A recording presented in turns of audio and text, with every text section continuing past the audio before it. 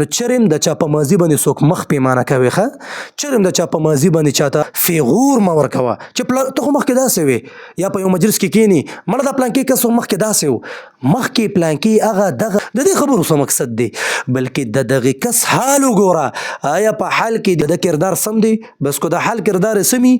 بس ان شاء الله د به توبه وباسي ته د جن څه خبرې ته د شپې او د ورځې نه څه خبرې چې ته په د جن باندې دغه کې باس کې دې شي د شپې الله تعالی پاسي الله نه معافي غواړي الله تعالی ته درېږي الله تعالی ته جاړي کې دې شي چې د په خپل مازه باندې د الله تعالی ته په جړاو پر یاد کړي دا خبره ټیک ته چې د به ګناه خړې کړي